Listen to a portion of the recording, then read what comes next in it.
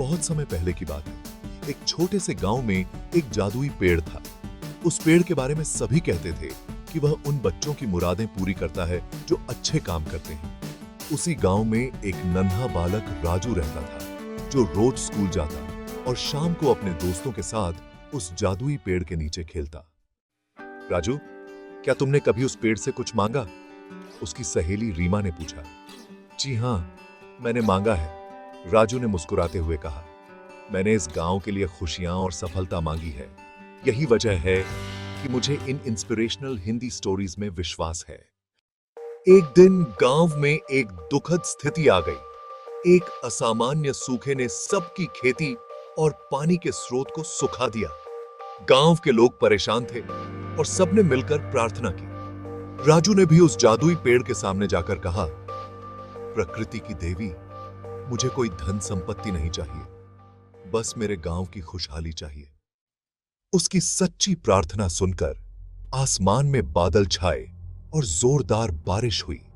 सूखे की परेशानी दूर हुई और गांव फिर से हरा भरा हो गया।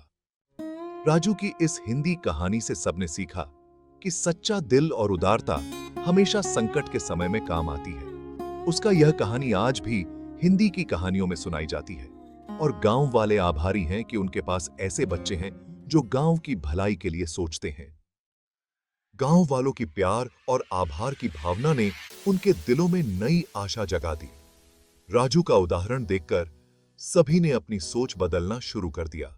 अब वे समझ गए थे कि सिर्फ अपने लिए नहीं, बल्कि सभी के भले के लिए काम करना ही असली खुशी की कुंजी है। उसके बाद से गांव में हर शाम सभा होती, जहां सब लोग मिलकर गांव की तरक्की के लिए योजनाएं बनाते।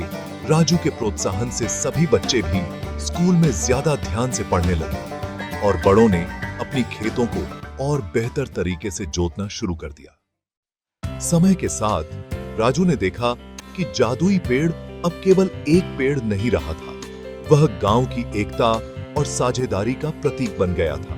पेड़ के नीचे रहने वाले हर खेल, हर मजाक और हर कहानी गांव की सामुदायिक ताकत को बढ़ाती गई। सालों बाद जब राजू बड़ा हुआ तो उसने संकल्प लिया कि जो प्रेम और सहयोग उसे इस गांव से मिला, वह उसकी अगली पीढ़ी को भी मिले। उसने स्कूल के बच्चों को पढ़ाना शुरू कर दिया और अपनी समझदारी से गांव के लोगों को नई खेती की तकनीकें बताईं।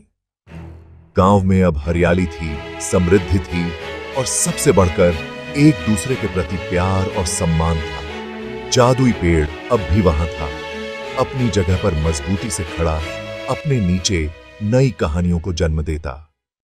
और यही कहानी राजू ने अपने बच्चों को भी सुनाई कि कैसे एक छोटी सी प्रकृति की पूजा से पूरे गांव की किस्मत बदल गई। राजू और जादुई पेड़ की कहानी हमेशा सिखाती रहेगी कि साझा प्रयास से ही सच्ची खुशियां मिलती हैं।